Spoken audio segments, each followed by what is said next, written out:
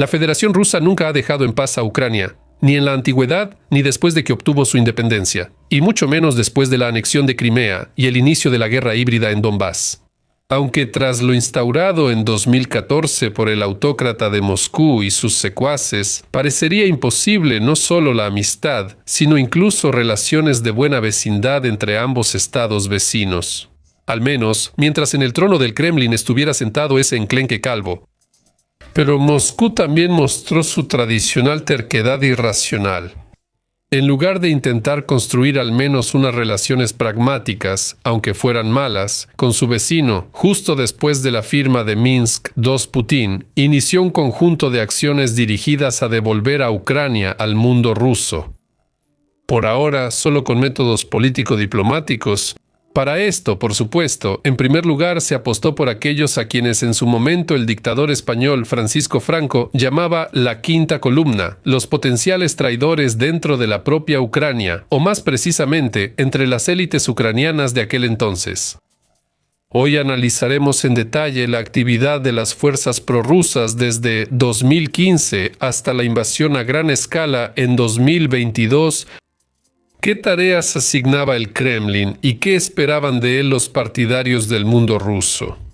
Analizamos los principales mecanismos y tecnologías que se utilizaron para promover las narrativas prorrusas.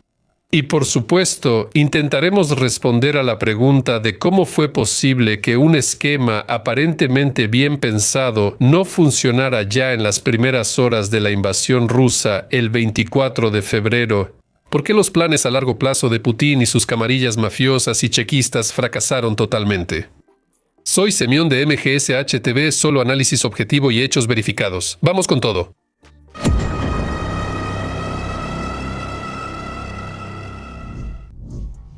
Los restos del Partido de las Regiones y otros renegados. Como se mencionó, los acuerdos de Minsk en 2015 dejaron las manos libres a los líderes de Moscú para empezar a devolver a Ucrania a su órbita de influencia sin el uso directo de la fuerza militar.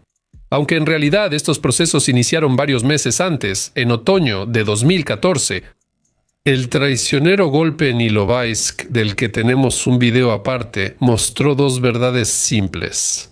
Por un lado, Ucrania no tenía realmente la capacidad militar para recuperar los territorios ocupados en Donbass. Los planes de Rusia para desmembrar Ucrania desde dentro también fracasaron definitivamente. Ya no funcionaba federalizar ni crear nuevas repúblicas populares. El colapso esperado del ejército ucraniano resultó ser otra fantasía de los pseudoestrategas del Kremlin. Era necesario archivar el proyecto de Novorossiya y retirar a su líder fallido, el diputado fugitivo Oleg Tsaryov, o más bien enviarlo a una larga borrachera. Solo lo sacaron cuando las tropas rusas se acercaron a Kiev en febrero de 2022. Pero Tsaryov no es el héroe de esta historia. Un charlatán y alcohólico.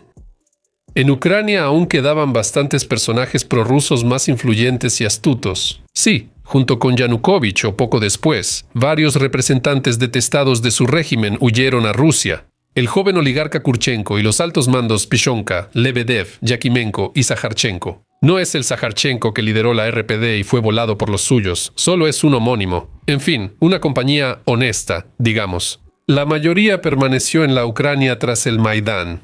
Boyko, Levochkin, Shufrich, Dobkin, Kolesnikov, Yefremov, Korolevskaya, Novinsky y Víctor Vladimirovich Medvedchuk. Todos estos hábiles personajes demostraron verdaderos milagros de supervivencia bajo un régimen ajeno para ellos. Esquivaron la lustración, se mimetizaron y en la medida de lo posible intentaron volver al poder. Curiosamente, Putin mismo cerró sus posibilidades de llegar al poder legalmente. Durante décadas, en Crimea y Donbass, el apoyo a fuerzas y políticos prorrusos siempre superó el 70%. Al separar Crimea y Donbass del proceso electoral de Ucrania, Rusia redujo sus posibles simpatizantes en al menos 5 millones. En otras regiones, ciudadanos asustados por la guerra híbrida adoptaban posturas pro-ucranianas, mientras que el electorado prorruso fue eliminado. El resurgimiento del Partido de las Regiones inició con el apoyo de ese electorado, primero como bloque de oposición y luego como Plataforma de Oposición por la Vida, OPZH.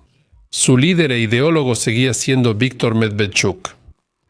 Solo unas palabras sobre el principal títere de Putin. Su actividad merece un análisis aparte.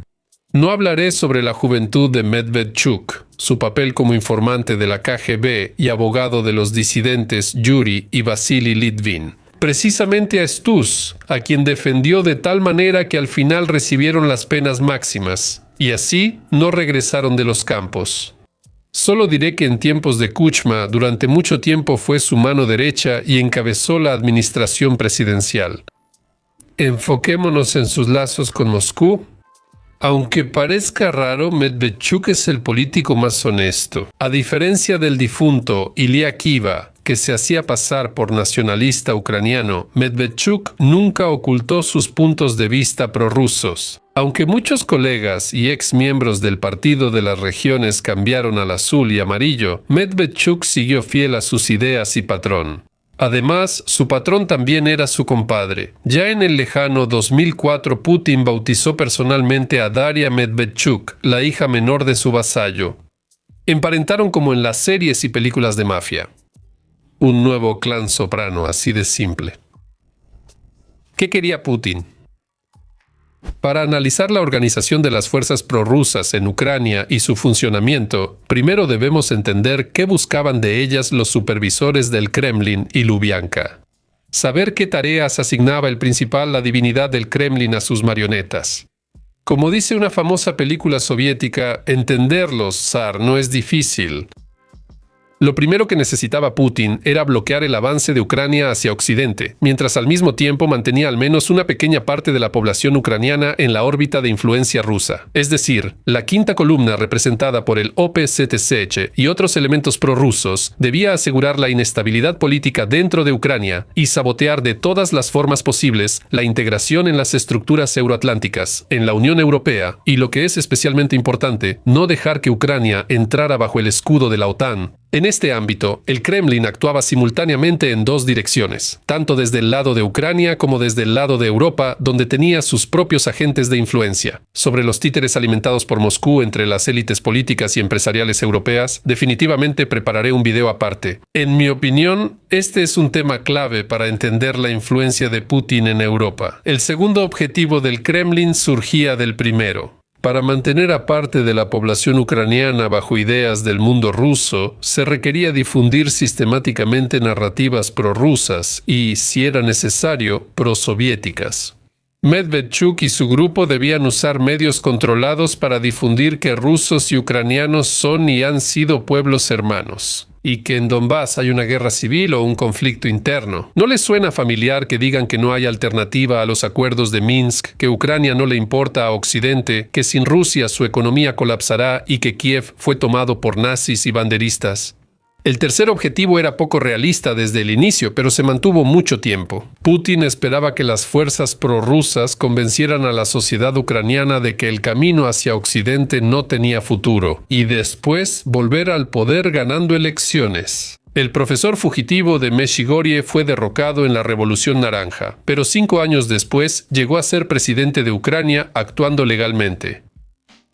Como mencioné, la falta de realismo de este camino se debía a la demografía y un cálculo matemático simple.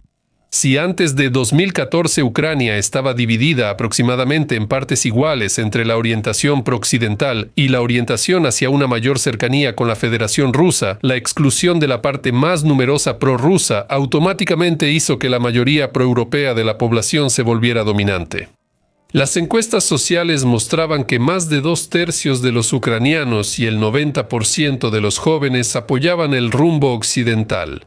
Así que la ironía del destino es que, al intentar mantener a Ucrania en su esfera de influencia por la fuerza, el enano del Kremlin, en esencia, destruyó las principales herramientas de poder blando y de influencia política legal que antes tenía.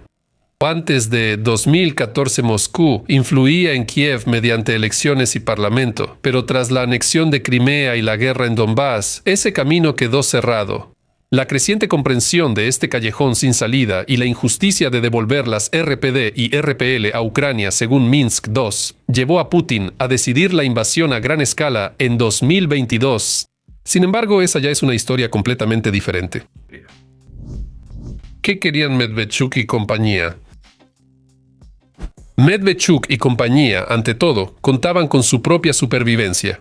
Como dicen los sociólogos, cualquier sistema ante todo trabaja para mantenerse a sí mismo. Los fondos de su protector favorito, tomados de los contribuyentes rusos, aseguraban sus proyectos políticos y negocios. No todos los exregionales eran tan ricos como Medvedchuk, y tras la caída de Yanukovych, muchos perdieron su principal fuente de ingresos. Por eso, cumplir las órdenes del Kremlin se convirtió en la garantía de su propia estabilidad y enriquecimiento. Para ellos, la actividad prorrusa era autoconservación, no una ideología vital. El segundo objetivo se puede resumir así: volver a como era todo antes de 2014, es decir, que todo sea como en la época de Yanukovych, o, en el peor de los casos, como con Kuchma. Ese fue el error principal de todos los Murayev, Levochkin y Shufrich. Ellos realmente pensaban que la revolución de la dignidad y sus consecuencias eran solo algo temporal, un accidente en la historia. Nunca pudieron aceptar la simple verdad de que en unos pocos años Ucrania cambió, y no hacia atrás, no solo externamente, sino también a un nivel profundo, mentalmente. La agresión rusa en 2014 inició un proceso que los historiadores llamaron la rápida formación de una nación política, o el reconocimiento de la identidad nacional ucraniana frente a la rusa. Quienes crecieron en el servilismo soviético y los salvajes años 90 no comprendieron la magnitud de estos cambios y acabaron en el basurero de la historia. El tercer objetivo de los ucranianos prorrusos, ligado al primero, era recuperar el poder con ayuda del Kremlin. Enfatizo, recuperarlo sin guerra. Esta camarilla pro-Putin esperaban recuperar poder mediante elecciones, diplomacia y desestabilización interna en Ucrania, no con una guerra abierta que arruinó su influencia y negocios. Buscaban un modelo entre la Ucrania de Yanukovych y la Bielorrusia de Lukashenko, sin OTAN, Unión Europea ni valores occidentales, pluralismo o democracia. El objetivo de Medvedchuk y su grupo no era invadir a gran escala, sino controlar Ucrania por elecciones, sobornos y acuerdos ocultos, para luego controlar completamente los flujos financieros dentro del país, obtener gas, petróleo, gasolina y diésel rusos baratos, pero al mismo tiempo apoyarse en el respaldo político y militar del Kremlin. Por eso, se nota claramente la diferencia entre los objetivos de Putin y sus vasallos ucranianos. Precisamente ahí radica la razón de la cuestión final de Medvedchuk y otros afines a él. Servir a Moscú era básicamente un negocio global para enriquecerse y volver al poder. Para Putin, esto es un instrumento de lograr su viejo objetivo geopolítico de destruir la soberanía de Ucrania. ¿Cómo funcionaba el sistema? Para cumplir los objetivos de los estrategas rusos, a finales de 2013 y principios de 2014 se creó un esquema simple y aparentemente efectivo. El principal ejecutor de la voluntad del Führer del Kremlin fue, como era de esperarse, su alma mater, Lubyanka. En la estructura del FSB ya existía desde hace tiempo el Servicio de Información Operativa y Relaciones Internacionales, que comúnmente se llamaba el Quinto Servicio. Su función principal no era el espionaje clásico ni el sabotaje al estilo de James Bond, sino brindar apoyo a partidos y candidatos prorrusos en las elecciones de los países postsoviéticos. En resumen, se buscaba mantener a los nuevos estados dentro de los marcos civilizados del mundo ruso. Esta quinto servicio del FSB estaba encabezada por el coronel general Sergei Beseda, lo que ya subrayaba la importancia especial de esta estructura dentro del sistema general de la KGB. Era un jefe, no un simple coronel o general de brigada. Desde el inicio, Putin distinguía a esta división de las demás, dándole poderes y, como habrán adivinado, financiamiento extra a sus empleados. Así que la estructura central del quinto servicio era el Departamento de Información Operativa, que de hecho actuaba como el principal supervisor de las fuerzas prorrusas en Ucrania, así como el principal distribuidor de los fondos asignados para reclutar nuevos agentes y apoyar a los ya existentes. Como el regreso de Ucrania a la madre Rusia era una obsesión para el exteniente coronel de la KGB, la expansión también abarcó a empleados del FSB. Así, durante los años 2015 a 2020, la cantidad de oficiales de este departamento se incrementó de 30 a 160 personas. En cuanto al volumen total de fondos asignados a la quinta columna, las cifras exactas, naturalmente, están clasificadas. No obstante, investigaciones de Bellingcat y de Insider estiman que, por la magnitud de las actividades de fuerzas y grupos prorrusos en Ucrania, la cifra supera los $5.000 millones estadounidenses. El dinero asignado se destinaba a 3 fines. Primero, como mencioné, para sobornar a las élites ucranianas. Pagos a altos funcionarios, fuerzas de seguridad y diputados ucranianos por su lealtad o sabotaje en el momento adecuado. También se le daba un papel importante a la creación de las llamadas células durmientes. Se financiaban grupos encargados de funciones administrativas temporales o de coordinar acciones de las tropas rusas en caso necesario. Además, gran parte del dinero se usaba para simular apoyo público. Se pagaba a mítines prorrusos, a algunas granjas de troles y pseudoexpertos que por años difundieron en medios que había que ser amigos de Rusia, que Occidente hacía de Ucrania una colonia y que Crimea se unió sola a Rusia. Ahora veamos quiénes recibían ese dinero y lo usaban exitosamente. La principal fuerza prorrusa en Ucrania fue el bloque de oposición y desde 2019 OPZH y Elección Ucraniana. Medvedchuk encabezaba esta estructura, apoyado en la difícil tarea por Shufrich y Rabinovich. Sí, en serio existió un diputado llamado Vadim Rabinovich, aunque la mayoría ya lo olvidó. Parece un personaje de viejos chistes infantiles. Después de la invasión a gran escala, se fue a la tierra prometida en Israel y no se ha sabido nada de él. Evgeny Muraev, líder del partido Nuestros, fue el segundo mayor receptor de ayuda rusa. Político poco popular en tiempos de Yanukovych y en conflicto con Medvedchuk. Al parecer, le corroía la envidia por no llevarse la mejor parte.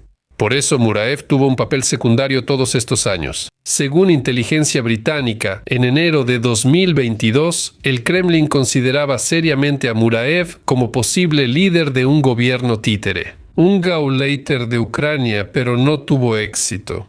Anatoly Shary, un personaje exótico, también recibía algo de la lluvia de dinero del Kremlin. En realidad, era un caballo negro. El tipo dejó Ucrania en 2012 y nunca regresó. Vivió en varios países de la Unión Europea y finalmente se estableció en España. Shary se presentaba como videobloguero independiente, aunque seguro ya imaginan de qué hablaba en sus blogs. La típica propaganda sin filtrar. Él no vivía en Ucrania, pero hablaba con tanto entusiasmo sobre lo mal que se vive ahí por culpa del maldito Occidente, que uno se preguntaba cómo lo sabía.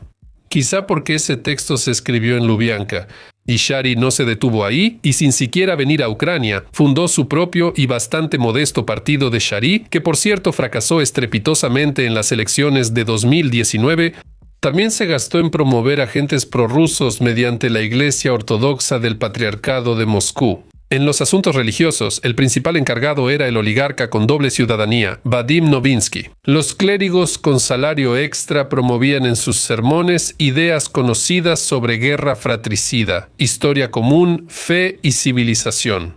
Decían que Rusia defendía los valores tradicionales y criticaban a la gairopa. No es de sorprender que, después del inicio de la invasión rusa en los territorios ocupados, estos luchadores contra la conspiración homosexual mundial fueran de las pocas categorías de ucranianos que recibieron a los valientes libertadores con pan y sal. Frecuentemente daban posiciones militares ucranianas y listas de activistas locales. Así es su fe misericordiosa. También había varias organizaciones y partidos prorrusos pequeños. No se trata solo del anticuado Partido Comunista de Petro Simonenko y el PSPU de Natalia Petrenko. Eran partidos poco conocidos como Dersava, Unión de Fuerzas de Izquierda, Patricios de Izquierda, Unión Soviética, Soviético por la Justicia, Desarrollo y el bloque de Vladimir Saldo, quien ahora sirve fielmente como gobernador de la zona ocupada de Jersón. Sin embargo, Moscú claramente no apostaba seriamente por ellos, por lo que o les asignaba el mínimo de dinero o simplemente no les daba nada. A los perdedores, que sobrevivan como puedan. Eso está bien, el lobo vive de la caza. El efecto de la zona de confort. Sin embargo, todo este esquema bien pensado tenía una gran desventaja. Muchos quieren meter la mano en la miel, sobre todo si es gratis y abundante. El control del uso del dinero era mínimo, por lo que la mayoría de los fondos se robaba antes de llegar a los agentes. Lo más probable es que los oficiales del FSB pensaran más o menos así. Esos ucranianos no van a ir a ningún lado y nosotros mismos nos organizamos bonificaciones adicionales. Lo curioso es que Medvedchuk y otros líderes de la quinta columna pensaban igual cuando recibían transferencias a sus cuentas y billeteras de criptomonedas. No a sus cuentas, sino a las de prestanombres. ¿Por qué no tomar algo también? Lo demás será para los de menor rango. Tras darse un bono inesperado, se lo transferían a los de abajo. Luego, la maquinaria de propaganda se activaba al máximo. Para Medvedchuk, los transmisores del Kremlin eran los canales 112, SIK y News One, Muraev, el canal Nash y Shari, su canal de YouTube. También había muchos medios auxiliares en Internet, como Strana UA, Vesti, Correspondent, Politeca y Znai UA. Se creó una pirámide invertida de saqueo, con los agentes del FSB arriba y abajo, figuras menores como los propagandistas Alisa Medvedeva o Max Nazarov. Como decía Igor Kolomoisky, la vida es como un supermercado, toma lo que quieras, pero al final pagas en la caja registradora. Cuando apareció la caja registradora, cada eslabón de la cadena de robo intentó salir del problema a su modo. No sorprende que Moscú recibiera muchos informes de Ucrania diciendo que el poder en Kiev es débil. Todos odian a Zelensky, el Estado casi colapsa, el ejército se dispersará y el pueblo espera la liberación. ¿Y ellos? Los supervisores corruptos de Lubyanka, en vez de verificar bien los informes o revisarlos si era necesario, mostraron gran falta de profesionalismo al informar a sus superiores. Iban con su jefe a reuniones amistosas, influía un factor psicológico o de autoconservación. El deseo de complacer al líder viene desde las represiones estalinistas y la burocracia de Brezhnev. Los generales del FSB solo decían a Putin lo que él quería oír. Aunque el FSB recibía información verídica de fuentes alternativas, solía ignorarla o descartarla por considerarla indeseable para el zar. De esta manera, la pirámide de saqueo generaba una pirámide de mentiras totales. Para justificar los crecientes gastos destinados a Ucrania, los chequistas enviaban constantemente informes sobre redes de influencia, nuevos agentes y un alto nivel de sentimientos prorrusos que en realidad no existían. Los agentes de la seguridad entendían perfectamente que Putin solo quería escuchar una cosa, que Ucrania caería en 3 días. Le seguían la corriente, ya que si hubieran presentado un informe objetivo sobre los sentimientos de la inmensa mayoría de los ucranianos, los habrían considerado incompetentes y despedido. Por eso, estos servidores del zar filtraban cada vez más información. Al final, estos procesos terminaron generando un fenómeno parecido a los baños tibios, donde todos se decían entre sí exactamente lo que el otro quería escuchar. Y mientras tanto, el dinero se iba utilizando exitosamente, tanto en Moscú como en Kiev. Todos estaban felices y todo estaba bañado en chocolate, hasta que la mañana del 24 de febrero el gallo picoteó donde más duele. El chocolate pronto se volvió otra sustancia marrón. ¿Quién engañó a quién? ¿Qué tenemos al final? Durante casi 8 años, el Kremlin inyectó recursos colosales en su quinta columna. El compadre de Putin, Medvedchuk, fue el principal beneficiario. Pero también recibieron bastante dinero para su promoción otros proyectos alternativos. Sin embargo, en la práctica, la eficiencia de este esquema fue casi nula. Se creó un sistema autosostenible de confirmaciones falsas, filtrando la información incómoda. Se suavizan o ignoran señales negativas. Se premian interpretaciones positivas para el cliente y las críticas se ven como deslealtad. Esta situación resulta aún más lamentable debido a los objetivos completamente diferentes de sus principales participantes. Putin buscaba usar a Medvedchuk como caballo de Troya para hacer de Ucrania un satélite ruso, mientras Medvedchuk aprovechaba su relación con Putin y el Kremlin.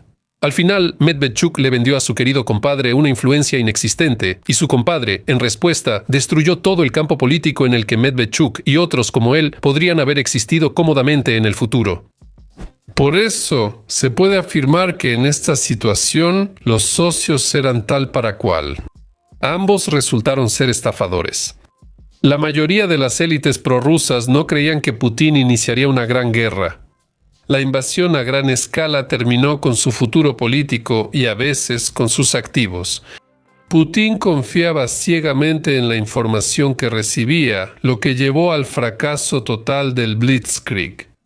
Además, Putin consideraba a Medvedchuk y sus seguidores solo una herramienta para debilitar y destruir al Estado ucraniano desde dentro. Ellos querían de Putin un retorno a su amado pasado y unos ingresos estables. Aunque los gustos y valores del zar y sus vasallos coincidían, sus objetivos estratégicos eran muy distintos. La alianza del dictador con los disidentes estaba destinada al fracaso, y así sucedió el 24 de febrero de 2022. Luego ya conocen el resto. Gracias por ver y a los patrocinadores por apoyar el canal. Hasta luego a todos.